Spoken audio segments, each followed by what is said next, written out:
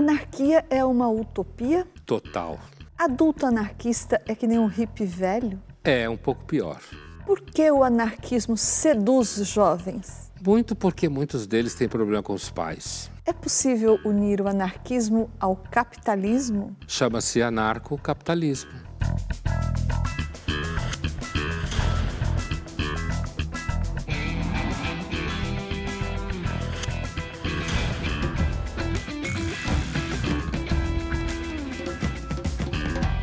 Estamos iniciando mais uma edição do Linhas Cruzadas, hoje para falar sobre anarquismo. Oi, Pondé. Oi, Thaís. Pondé, será que as pessoas sabem o que é anarquismo? A gente foi às ruas perguntar se é possível, se elas acham que é possível viver numa sociedade anarquista, uma sociedade sem Estado. Vamos ver o que elas disseram. Eu acho que uma sociedade tem que ter um governo para nortear o povo e ter uma direção de causa. Eu acredito nisso. E eu acho que é impossível um governo sem Estado, porque eu acho que o Estado tem um papel fundamental nas questões essenciais aos indivíduos, como saúde, educação e segurança. É impossível deixar isso na mão da iniciativa privada. Sim, precisa de um Estado para ter as leis da sociedade. Precisa ter alguém para organizar a sociedade. Só que o Estado não pode atrapalhar a população. Eu acredito que não dá pra gente viver numa sociedade que não tenha um governo, que não tenha um presidente, porque senão, se já é uma bagunça, mesmo tendo um governo e um presidente, imagina se não tivessem. Eu acho que deve sim existir governo, porque é necessário para se criarem as leis, né, independente dessa questão ideológica, de quem é da direita, da esquerda, se existe corrupção ou não, mas eu acho que deve sim existir um governo. Não, eu não acredito numa sociedade sem governo. Basicamente por uma questão de amoralidade dos afetos, do desejo do ser humano. Então eu acredito que se não houver uma ordenação para legitimar e meio que encapsular e organizar a sociedade, vai desandar completamente. Uma vez que com todas as normas ditadas aí pelas políticas públicas, nós já vemos aí o caos que é a sociedade, eu acredito que ficaria bem difícil nós vivermos sem elas. Então, minha opinião é que não. Eu acho que como seres sociais, a gente precisa de um governo para administrar. Então, eu acredito que não. Acho que a gente precisa de uma administração política. Eu acredito que não. Pô, a utopia tomou 10-0, hein? Goleada. O povo, assim, completamente não utópico, pelo menos em relação ao anarquismo. Que, de repente, pode ser utópico em relação a outras coisas, né? Mas, assim, eu acho que, antes de tudo, e a gente vai ter tempo de discutir ao longo do programa, existe um anarquismo em que é esse anarquismo que está em questão, quer dizer, é possível imaginar uma sociedade sem governo, né? Em que você não tenha nenhuma forma de hierarquia institucional, que ninguém detenha o monopólio legítimo da violência, né? Portanto, não existe Estado, e que é um movimento que nasceu numa época blá, blá, blá, e a gente vai ver isso. E outra coisa é o anarquismo como uma espécie de estado de espírito, uma certa nostalgia de algo que nunca existiu, né? E que pode, às vezes, servir como uma espécie de controle de qualidade, né? Não no sentido de, eu acredito na utopia anarquista, mas de que quando você vê assim, muito gozo com o governo, você fala, opa, né? Presta atenção, tudo que o governo gosta de fazer é te taxar, tá? Tirar dinheiro de você, se ele puder, ele atrapalha a sua vida completamente, você não tem poder nenhum em relação a ele. E aí pode aparecer um pouco o anarquismo, não como uma utopia, quer dizer, eu concordo, tudo que eles falaram é um fato, né? Mas o anarquismo como uma espécie de controle de qualidade mesmo em relação ao Estado. Pondé, então vamos começar a falar do anarquismo nessa primeira acepção aí que você citou, como teoria política e como utopia. Então você observou que os nossos entrevistados, nenhum deles acreditava nessa utopia. Por que o anarquismo é uma utopia, uma teoria política utópica? E qual que é a principal utopia do anarquismo? O anarquismo está junto com uma série de outras utopias e que ela questionava propriedade privada, né? E, no caso do anarquismo, ela questionava a própria existência de um governo. A tese do Bakunin, Mikhail Bakunin, um dos grandes teóricos do anarquismo, em que ele discordava do Marx, é porque o Marx entendia que você poderia construir uma revolução a partir de um Estado que representasse a demanda de justiça social. E o Bakunin criticava o Marx porque ele dizia que na hora que você constituísse um Estado, ele sempre viraria corrupto. Seria corrupto e seria opressor e tudo mais, e o Bakunin tinha razão, se a gente olhar a evolução do marxismo da União Soviética. Então, a gente tem que ver, então, o anarquismo como um movimento que está ali na ebulição da Europa, tentando fazer experimentos sociais que fosse diferente daquele sistema que estava se constituindo. Agora, qual é a utopia enquanto tal, que você perguntou? A utopia é porque o anarquismo parte do pressuposto de que se você tirar a opressão do Estado, os seres humanos vão se acomodar, vão fazer uma autogestão das soluções e, portanto, o que está no centro da utopia anarquista é uma natureza humana que não existe. Enquanto que o anarquismo entendia que, uma vez suprimida a ordem, a opressão, a hierarquia, a propriedade privada, quando você suprimisse isso, no começo ia ser meio desordenado, podia até haver caos, o Bakunin lidava com a ideia de caos, né? Desordem social, mas que depois isso iria entrar numa espécie de equilíbrio de forças e as pessoas iriam viver livremente, sem Estado, sem brigar. Pois é, então tanto o comunismo quanto o anarquismo, eles têm muito boa conta a natureza humana, não é? O comunismo, por exemplo, o marxismo, pressupõe lá a existência de uma solidariedade, da cooperação mútua, o anarquismo para viabilizar a autogestão também. Você acha, Pondé, que as teorias políticas de esquerda têm uma visão mais benevolente ou quase ingênua nesse sentido do ser humano do que as teorias de direita? Toda vez que você digamos assim, que você tem um certo pessimismo antropológico, como se fala, em relação à natureza humana, então isso soa que é uma posição de direita, que não acredita no progresso do ser humano e tudo mais. A posição à esquerda normalmente está associada à ideia de que o ser humano evolui politicamente, evolui moralmente e que aquilo que o atrapalha nesse processo, na realidade, são estruturas opressivas que vêm de classes sociais que têm o interesse de manter o ser humano nessa condição miserável. Vamos ver agora uma cena da série Young Sheldon, em que a criança inteligente começa a descobrir certas limitações morais dos adultos. I still can't believe she lied to me. Look, here's something you should know about life. People lie. Everybody?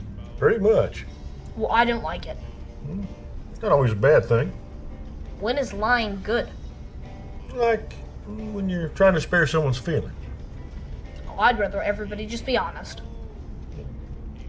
Fine. The last thing I wanted to do today was pick you up. You said you were happy to do it. See? Lies. Not the worst. I think I need to stop blindly trusting everything. Probably not a bad idea. Thanks. I wish I could believe you. Once I was on the lookout for liars, I saw them everywhere. You're not a captain. You're just an actor, which is another word for liar. And nothing is more important than my ship. He's so darn good at it, though.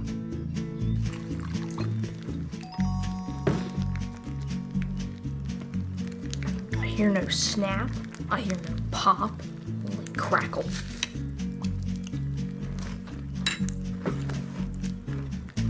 Full of lies. Why are you watching wrestling? They beat the crap out of each other. It's great. I bet it's all fake. Does that look fake to you? Okay, it's nice to know something's real. Ooh, he's bleeding. Sheldon. Você imagina que ele vai se transformar quando vê a série, né? Um cara completamente cheio de dificuldades sociais. E se a gente imaginar o arco né, dele criança aprendendo que people lie, quer dizer, que tem mentira, né? E depois ele vai virar alguém que não consegue lidar com seres humanos, você pode concluir que uma pessoa que resolve deixar o mundo limpinho, só cheio de verdades, é alguém que evidentemente não vai conseguir lidar com o ser humano. Porque existe a hipótese, a priori, por um lado, de que quando você mente, se você mente, é porque você está com uma intenção má sempre. O que não é verdade, o pai tenta dizer isso para ele, né? O problema é que do outro lado, se eu tiro a conclusão, então todo mundo mente, então eu não acredito em nada, a vida também se torna impossível. Por isso que você nunca deve levar tão a sério as coisas que você acredita. E o que isso tem a ver com o nosso tema do anarquismo? Porque tem a ver com a natureza humana, né? Tem a ver com o que a gente estava dizendo antes. Quer dizer, a ideia de que o ser humano se tornaria de tal forma perfeito, reto, honesto, limpo, cristalino, não acontece. Imagine um mundo, se eu fosse imaginar um mundo em que não tivesse governo, e o ser humano fosse como ele é hoje, a gente teria que imaginar um mundo onde todo mundo se acostumasse a uma certa gama de vícios, né?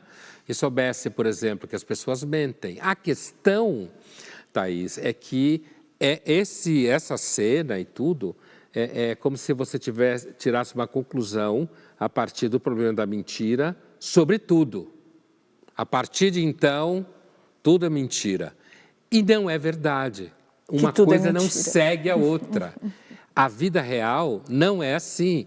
Às vezes você mente aqui, às vezes você não mente ali, né? Essa flexibilidade é típica da natureza humana. Quem quer deixar o ser humano melhor do que ele é, normalmente é sempre um autoritário. Linhas Cruzadas volta já já e no próximo bloco nós vamos falar sobre Mikhail Bakunin, um dos grandes teóricos do anarquismo, e vamos falar também sobre por que ele dizia que Marx era um dos principais e mais frequentes caluniadores dele.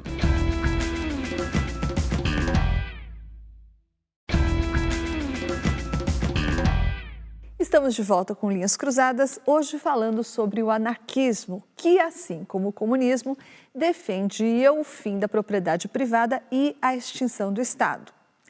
Pondé, o Mikhail Bakunin, que é um dos principais teóricos dessa teoria política, dizia que o Estado é a negação da liberdade, uma máquina que esmaga o indivíduo. Então, é por isso que se diz que o anarquismo é um socialismo libertário? O comunismo, assim como outros movimentos, eles eram também socialistas, ou seja, eles defendiam a ideia de que os meios de produção deveriam ser posse de todos. No caso dos russos, né, o Marx não sabia exatamente isso, né, e isso que eu vou dizer agora. E o Marx, inclusive, teve ao longo da vida dele uma relação bastante ambígua, ambivalente com, digamos, seus seguidores russos, grosso modo, ou quaisquer outros defensores do socialismo na Rússia. No caso dos russos, existia a experiência da comunidade Mir, como eles falavam, que é a comunidade dos servos, que partilhavam tudo, certo? Servos que viviam no campo, que eram quase escravos, né? Mas que existia na mitologia russa, foi muito importante, inclusive para muitos jovens russos do século XIX, essa ideia de que a Rússia tinha um socialismo que lhe era natural, intrínseco, e que estava presente no fato de que muitos servos viviam numa comunidade, né, que é uma comunidade em que tudo era de todos, as ferramentas, os animais, né? As próprias casas. É claro que muito disso é porque eles eram muito pobres. Então, eles dividiam tudo porque eles não tinham quase nada. Mas isso ficou muito presente. Então, a ideia do socialismo para alguém como Bakunin é uma ideia de que na Rússia já havia um pouco isso andando, digamos, né? E, agora, o libertário, que é diferente do socialismo do Marx e companhia, é porque esse é o viés anarquista, especificamente. Tanto é que você vai poder ver aqueles que vão posteriormente defender posições anarcocapitalistas, eles também vão se autodenominar libertários, no âmbito liberal, para se diferenciar do liberal clássico. Né? Por quê? Porque entendem que enquanto existir Estado, no caso do Bakunin e Kropotkin e companhia, não vai haver ausência de propriedade privada, porque tudo vai ser do Estado. E o Estado vai roubar para ele, e o Estado vai esmagar o indivíduo, e o Estado vai ser corrupto. Né? Então, o socialismo para os anarquistas, verdadeiro, que é utópico também, mas verdadeiro, só pode ser libertário. Porque o socialismo marxista não é socialismo, o Estado detém tudo e, no fundo, todo mundo é empregado do Estado. O que aconteceu na União Soviética. O Marx dizia que o Bakunin é que era o utópico, não é? Eles estavam unidos talvez pelo mesmo erro e também por uma antipatia mútua, porque os dois não se bicavam. A antipatia mútua, isso é bem típico da natureza humana, porque assim, na época em que eles vivem, você tem eles, assim como Proudhon também, né? Que era meio anarquista também, né, meio libertário. E você tem outros nomes que não ficaram tão famosos, mas que naquele bojo do movimento socialista, operário, como queira, principalmente na França, em que ele era muito forte, né, você tinha disputa de ego. Agora, não resta dúvida de que, naquele momento, o Bakunin, ele duvidava da postura marxista porque ele achava que a postura marxista era adiar a revolução. Não era a ideia de você colocar no meio um Estado iria mais uma vez levar a humanidade para outro lado. Porque, e aí vem um pouco uma conotação que na época se associava aos anarquistas, e ainda hoje, de que os anarquistas seriam mais violentos, porque eles queriam pôr abaixo a ordem social, de hoje para amanhã, destruir tudo. E aí deixar a roda começar a rodar sem nada, sem ninguém, sem nenhuma hierarquia. Então, Bakunin se achava menos utópico do que Marx, nesse sentido.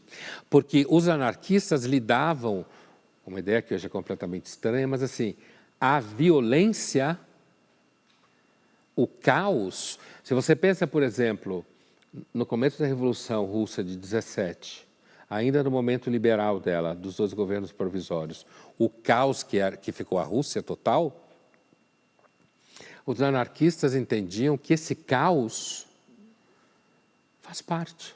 Então, em que medida é verdade essa violência que se atribui ao Bakunin, Pondé? Porque ele seria mais violento ou teria ideias mais próximas da violência do que Proudhon, por exemplo, e menos do que Malatesta. Ele estaria lá no meio. Se você fizer um gradiente desse, então, sem dúvida nenhuma, ele está no meio. Na prática, o Bakunin nunca foi uma pessoa violenta. E, aliás, isso era uma crítica comum ao Bakunin, né? Que o Bakunin era alguém que não conseguia terminar os projetos. Hoje, talvez fizesse algum diagnóstico para ele, que está na moda. Né? Ele fazia grandes teorias sobre esse mundo, mas ele, na realidade, nunca passou a ação. A ação dele era pregar, fazer reuniões e ficar na Suíça ali montando cartilhas revolucionárias, mas que ele, na prática, nunca foi a ação como anarquistas italianos e espanhóis foram, para o pau, para a violência, para a destruição, para assassinato, para a guerrilha. Ele nunca foi. Mas isso era visto como uma crítica, né? Tipo anarquista teórico. Vamos agora para o nosso jogo rápido. Pondé, você já foi um confesso simpatizante do anarquismo. Em que momento que você começou a se desiludir com ele? Eu diria, do ponto de vista concreto, empírico, no período em que eu me envolvi com teatro. O que tem teatro a ver com isso? Porque você precisa de muitas pessoas para que as coisas funcionem. Para acontecer a peça, eu quero dizer, né? E ali todo mundo jovem, né, no momento, todo mundo molecada e com aquela disposição natural para achar que as outras pessoas em algum momento sempre revelarão sua beleza, né? E que você pode simplesmente entregar que a autogestão seria uma coisa natural das pessoas quando elas estão bem, né? E aquela uma certa ingenuidade generosa que muitos jovens têm em relação às coisas e às pessoas, e a vida vai mostrando que ele está equivocado, é claro. Mas eu diria nesse momento empírico em que eu fui percebendo que para você conseguir fazer com que as pessoas assumissem responsabilidades, era difícil. Thaís, na sua época de faculdade, quem era mais charmoso, anarquista ou trotskista? Essa é muito fácil, Pondé. Você sabe muito bem a resposta. Os anarquistas sempre foram mais charmosos. Por quê? Porque eram mais divertidos, porque faziam muita festa, porque não se levavam tão a sério, né? Os trotskistas da Libelu, por exemplo, se levavam muito a sério. Se levam até hoje, né? Se levam até... E também faziam muitas reuniões, né? Reuniões longuíssimas. Pondé, você já falou que idealizar o ser humano foi um erro tanto dos comunistas quanto dos anarquistas. Então, se a gente não pode esperar, não deve esperar o melhor do ser humano, a saída é esperar o pior do ser humano sempre? Essa é uma boa pergunta. Não, né? Eu acho que a saída é não transportar para a esfera política o bojo dos problemas que atravessam a vida dos seres humanos. Eu acho que esse é o grande equívoco, entre todos, não acho que é o único, mas é um grande equívoco da esquerda, é entender que tudo é política. Porque quando você assume que tudo é política, você está dizendo que, na realidade, como a política é o território da violência, você está dizendo que, na verdade, tudo deve ser tratado de forma violenta. Mesmo se você mentir e disser que é contra a violência. Quando você diz que tudo é política, você está implicitamente autorizando a violência como critério para qualquer coisa. Já que tudo é política, no final tudo é uma questão de quem é mais violento e consegue se impor. Você acha que a natureza humana não suporta anarquismos? Seja ele anarcocapitalismo, socialismo libertário? Como modelo de sociedade, não, né? Isso não precisa ser filósofo para verificar, é só olhar em torno. Às vezes até ajuda a não ser filósofo. Para verificar. Não tem nenhum modelo que ficou de pé, não é? Nenhum. Linhas Cruzadas volta já já e no próximo bloco nós vamos falar sobre anarquia e capitalismo, o anarcocapitalismo.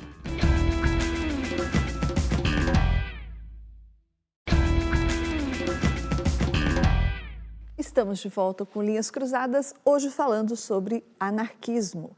E agora a gente vai falar sobre o anarcocapitalismo, que é outra teoria política, que é como se elevasse o liberalismo ao último grau. Da mesma forma que o anarquismo, ele prevê a extinção do Estado com a privatização de tudo, inclusive da polícia, da justiça. Tudo passaria por relações comerciais privadas, não é, Pondé? Você acha mesmo que existiria uma possibilidade do anarquismo se juntar ao capitalismo na prática? Do ponto de vista do anarcocapitalismo, o erro do anarquismo originário é não ter entendido que o que garante a liberdade das pessoas é a propriedade privada e não a eliminação da propriedade privada. Por isso que, como você mesma falou, o anarcocapitalismo é uma espécie de radicalização de posturas liberais.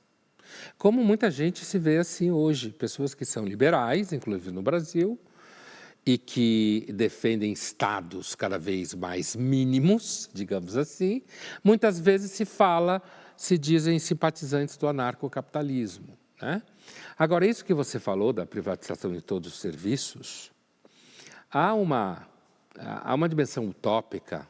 A privatização da justiça seria a ideia de que, sem um mecanismo de justiça na sociedade, você produziria insegurança jurídica E ao produzir insegurança jurídica, isso seria mal para os negócios.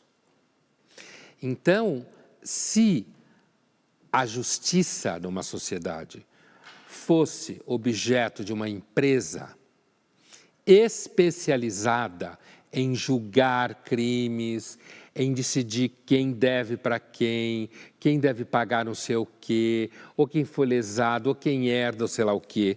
Se isso fosse função de uma empresa que está unicamente preocupada em entregar segurança jurídica...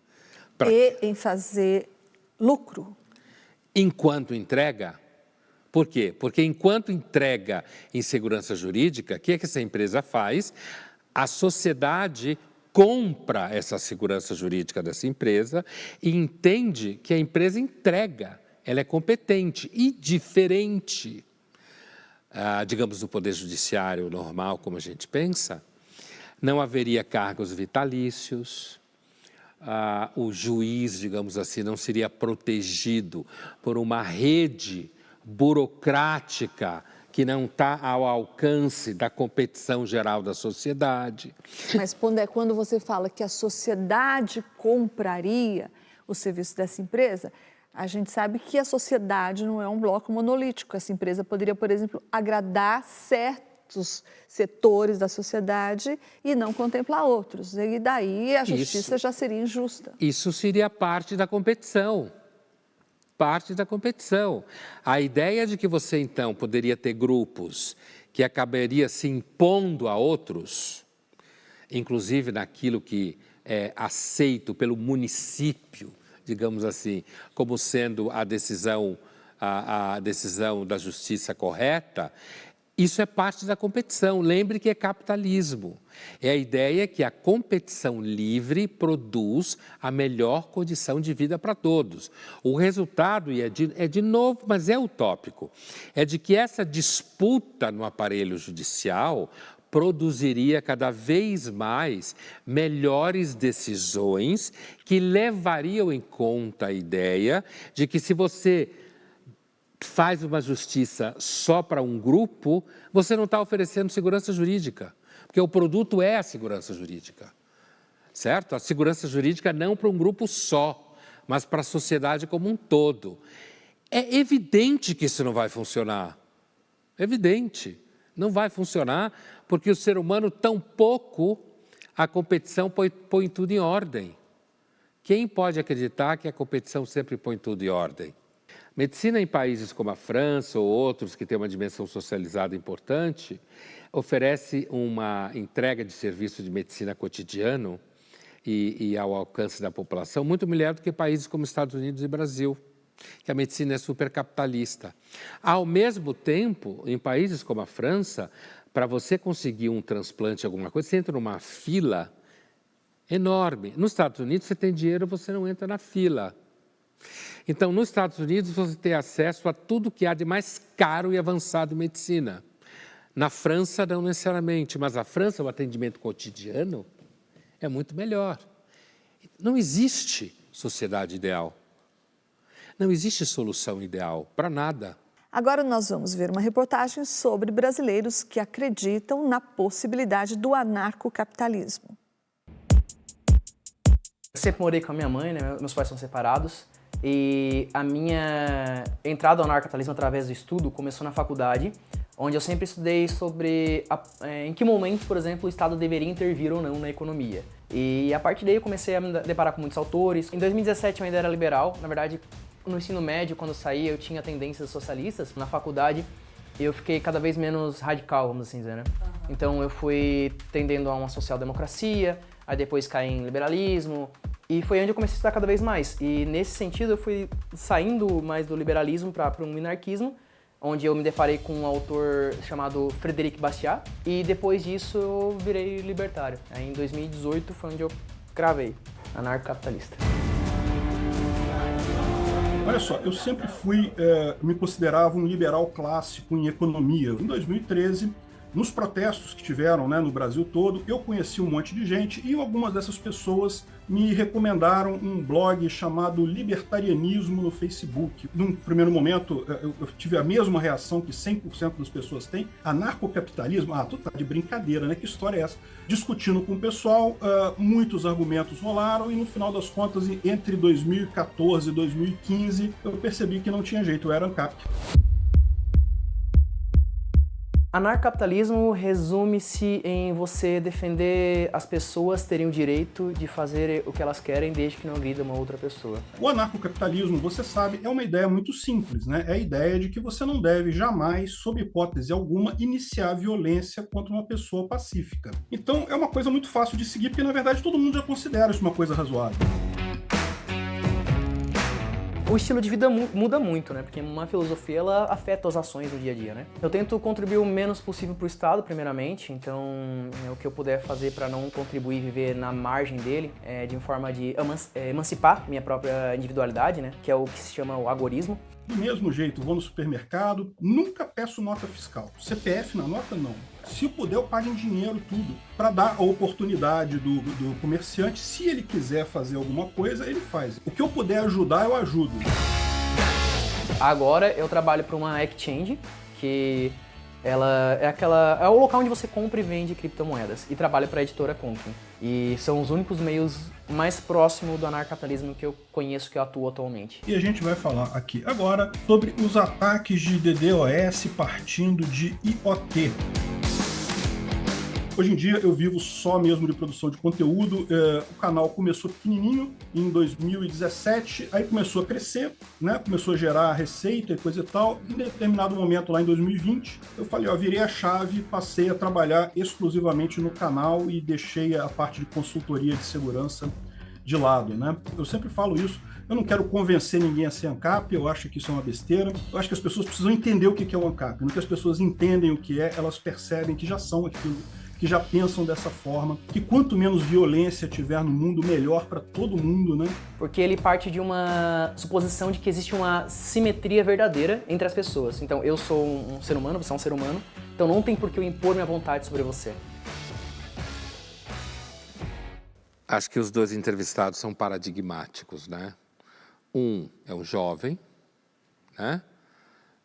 Que fala, por exemplo, que porque eu sou um ser humano, então eu nunca vou usar de violência sobre o outro ser humano. É evidente que ele não está acostumado a viver ainda no mundo real em que as pessoas estão, em que, sei lá, enfrentar inventários, por exemplo, divórcios. Estou nem falando que você vai à violência física, em alguns casos sim, mas a ideia pura e simples de que você pode zerar a violência já é utópico. O que não implica em dizer que a violência seja boa. Eu acho que, aliás, uma das questões mais complicadas do mundo hoje é essa dicotomia infantil, abobada, de que se você aponta um fato na realidade, é porque você está dizendo que ele é legal, né? Que é típico do pensamento mágico em que a gente vive hoje. O outro é um homem já mais experiente, mas a gente vê pelo jeitão dele que seguramente ele é uma figura que tem uma estética transgressiva. O uso de criptomoeda, a ideia de você poder usar dinheiro o tempo todo, quando der. A ideia é o seguinte, uma coisa que o menino fala, o que eu puder contribuir menos para o Estado, eu faço. Eu acho essa ideia ótima, inclusive, pessoalmente, né?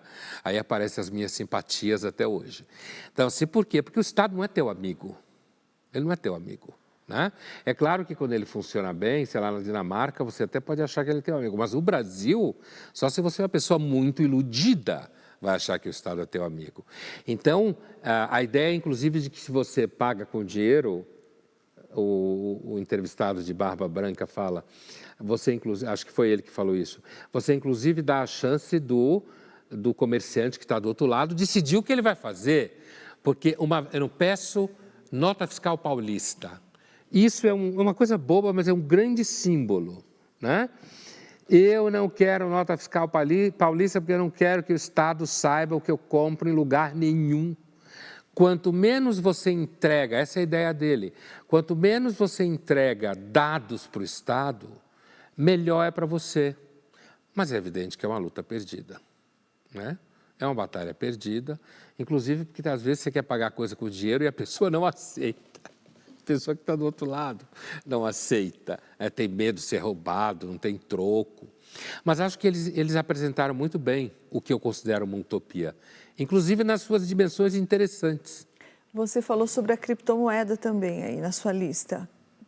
Como é que a criptomoeda entra nessa história? Porque a criptomoeda ela é uma espécie assim de resto das utopias relacionadas à internet.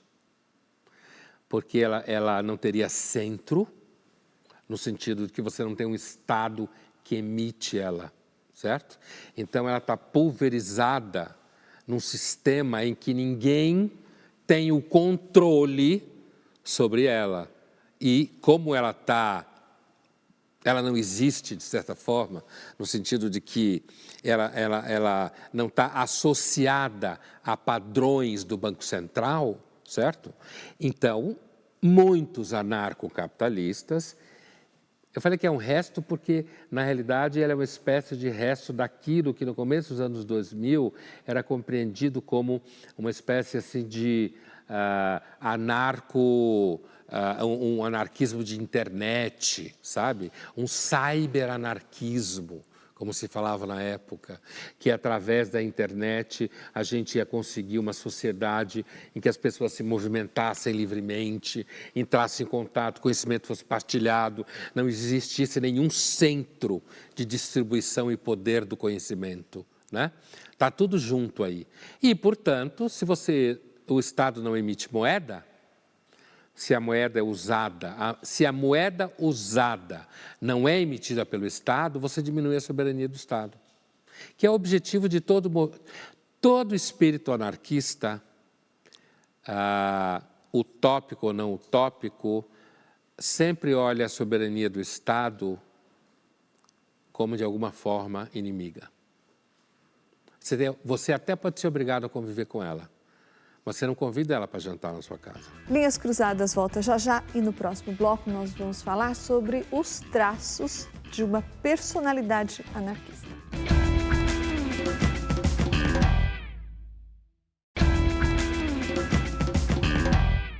Estamos de volta com Linhas Cruzadas, hoje falando sobre anarquismo.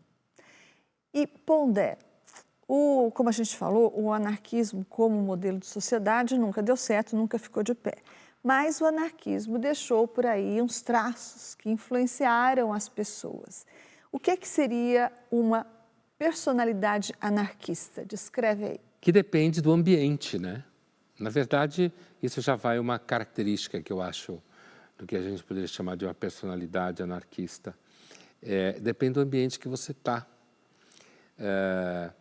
Porque se você está num ambiente onde você sente muito a presença do poder do Estado decidindo, então, por exemplo, você vê uma manifestação de ministros do judiciário colocando todo o poder que eles têm na mão, se você tem sensibilidade anarquista, você vê aquilo e você desconfia imediatamente. Não confia no poder. Você pode também sentir um certo mal-estar, não só vinculado ao poder do Estado enquanto tal. Você pode sentir esse mal-estar anarquista, digamos assim, quando você vê um poder corporativo de uma empresa muito grande. Também pode sentir. Que seria mais do lado do Bakunin também, porque desconfiava da propriedade privada, e aí não tem a ver necessariamente com desconfiar da propriedade privada, tem a ver com perceber como a estrutura das empresas, do mercado, ela também é invasiva, é opressora, tem suas burocracias. Basta se ver diante de uma empresa em que você quer cancelar um serviço. Você percebe como ali tem uma burocracia montada para você virar nada. Então, eu diria que uma primeira característica forte disso que a gente está chamando de personalidade anarquista é um certo mal-estar com a manifestação de um poder assimétrico muito grande. Uma outra característica que, inclusive, está presente, digamos assim, nos movimentos, já desde Bakunin, digamos assim, né, é uma desconfiança profunda com a burocracia. A burocracia, quem ama a burocracia, eu diria que uma personalidade que é diametralmente oposta a uma personalidade de teor anarquista é gente que gosta de burocracia. O temperamento burocrata ou burocrático é aquele temperamento que, no fundo, é muito medroso. Então, ele precisa da burocracia, não é à toa que o Delumeau, o historiador francês que faz a história do medo, ele diz que a burocracia é diretamente derivada dos muros. Então, eu acho que esse é um outro traço importante de uma personalidade anarquista, um ódio visceral à burocracia, que a gente é obrigado a sobreviver. Porém, você tenta manter um pouco, no máximo possível, a possibilidade de você viver ao largo dela, mas isso é cada vez mais impossível. Vamos ver agora um depoimento do escritor, filósofo e cientista político português João Pereira Coutinho, que diz ter uma costela anarquista. Vamos ver por quê. Anarquismo e anarquistas. Bom, eu, para confessar, eu gosto muito de anarquistas e do anarquismo. Eu, aliás, acho que os anarquistas têm o coração no lugar certo, embora a cabeça no lugar errado. Eu acho que eles têm o coração no lugar certo porque, enfim, eu acho que qualquer pessoa adulta concorda que existe algo de paternal, de humilhante e até de vexatório nesta ideia de que é preciso existir sempre um poder político que decida por nós, que comanda as nossas vidas, etc. E, portanto, o instinto anarquista de ir contra as regras, a autoridade, o Estado, é um impulso que eu acho profundamente saudável.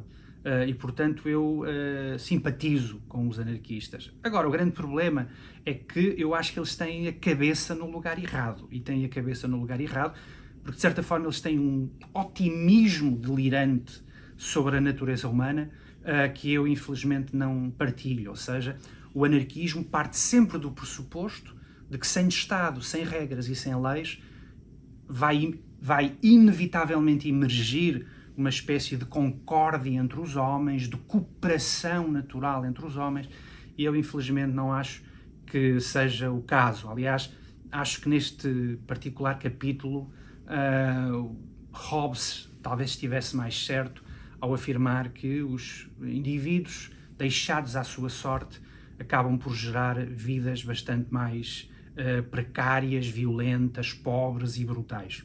Existe um conservadorismo, não todo, mas um conservadorismo que de certa forma tem esta costela anarquista. E esse é o conservadorismo, eu diria, liberal, ou seja, é um conservadorismo que, exatamente porque defende uma concepção cética da natureza humana, é precisamente por isso que o conservadorismo liberal defende, enfim, um Estado com as suas leis, mas de certa forma um Estado limitado, onde os governantes não sejam capazes de infligir os danos habituais que os governantes tendem a infligir nas suas sociedades.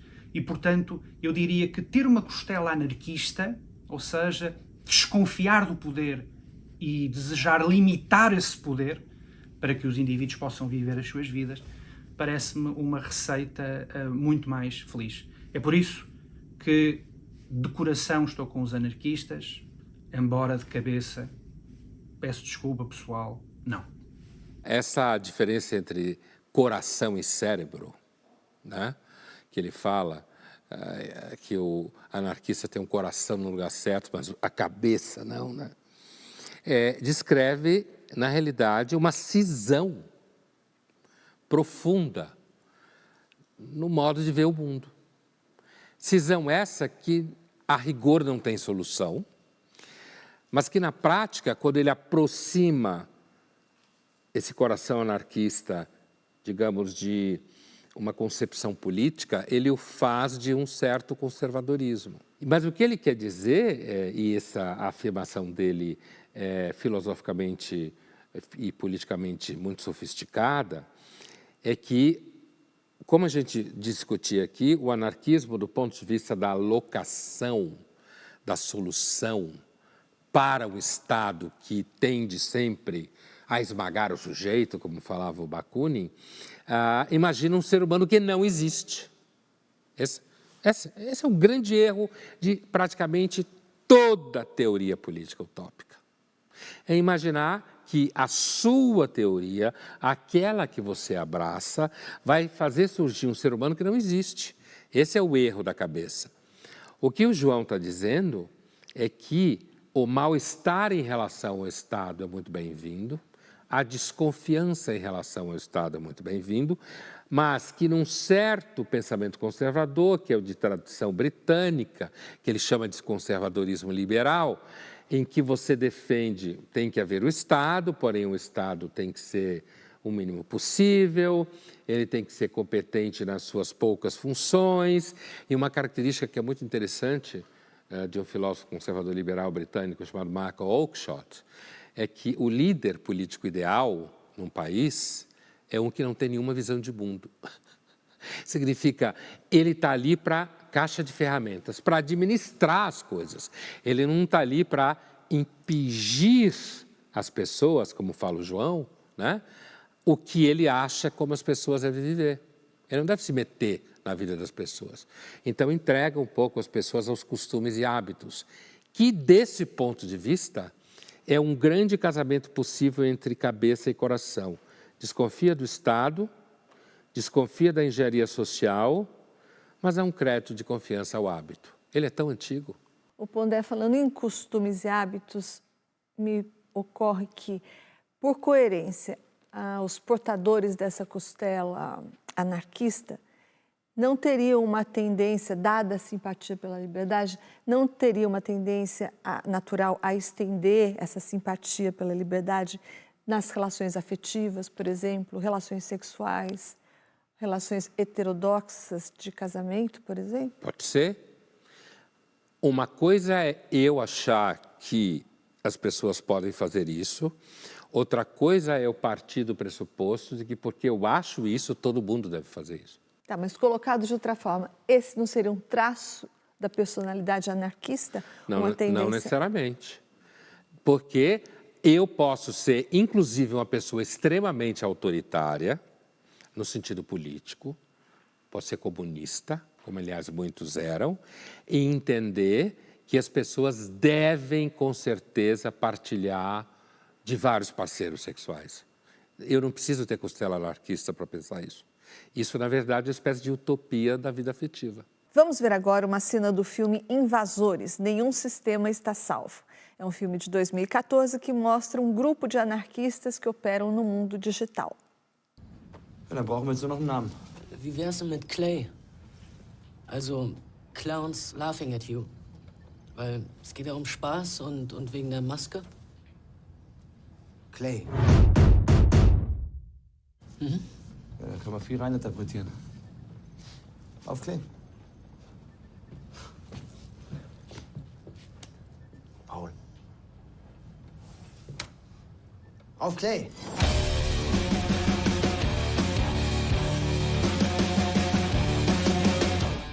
Clays nächste Aktion war ein kleiner Gruß an die Finanzwelt.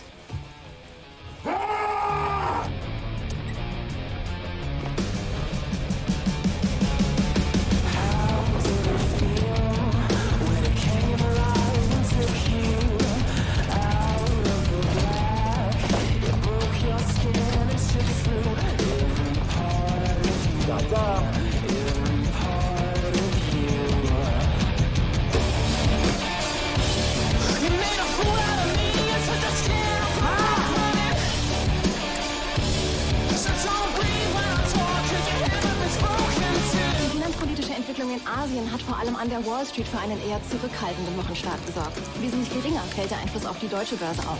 Deutsche Anleger und Firmen profitieren von der robusten Konjunktur. Und so setzt der DAX auch heute seinen Gipfelsturm fort. Tem alguns grupos que existem por aí, se você criar uma espécie de caos bancário, ou se você agir diretamente no sistema de trocas do mundo, você causa um tipo de interferência, né, na sociedade, e por isso você pode criar uma espécie assim de pequena célula anarquista. Eles são, na realidade, descendentes bem comuns das células anarquistas originárias, que não pensavam em termos de causar caos financeiro, porque não havia essa possibilidade, inclusive não havia tecnologia, mas que pensava, por exemplo, em matar um arquiduque, certo? Grande parte do terrorismo no século XIX foi praticado por anarquistas, né? Porque os anarquistas entendiam que se você fizer esse tipo de ação, você geraria uma onda, né? E essa onda faria com que as outras pessoas aderissem e gerassem uma desordem. É interessante porque o gesto final deles, que eu não vou repetir aqui, né? Porque nós estamos aqui num ambiente de família, né? O gesto final deles é típico de gente que tem problema com o pai, né? Ficar fazendo isso para a sociedade, eu quero dizer, para a sociedade como um todo. Agora, eu recomendaria, para quem se interessa por essas coisas, tem um livro de um escritor americano radicado na Inglaterra, no final do 18, começo do 19, chamado Harry James, muito famoso. É um livro chamado Princesa Casa Máxima, que é o nome da princesa, Casa Máxima, que é uma das personagens principais, que é um livro sobre o movimento anarquista na Europa no final do século XIX, né? E todas as violências desse tipo que eles praticavam. E todas as desilusões que eles passavam. E uma das grandes desilusões de um dos personagens principais do livro é perceber que grande parte do que se produziu no mundo de arte, de avanços do conhecimento, nessas coisas que normalmente, riquezas, normalmente se fala, foi produzido em sistemas onde havia enormes injustiças, enorme sofrimento, um monte de hierarquia, que o próprio movimento anarquista, à medida que ia avançando, ele, na verdade, era um movimento cheio de gente mentirosa, que puxava o tapete, que não havia entre os anarquistas, nem entre eles, aquele homem ou aquela mulher com a natureza humana tão linda como eles postulavam que existiria. No final, esses anarquistas, o que eles queriam mesmo era sangue. Linhas Cruzadas fica por aqui, mas na semana que vem a gente está de volta.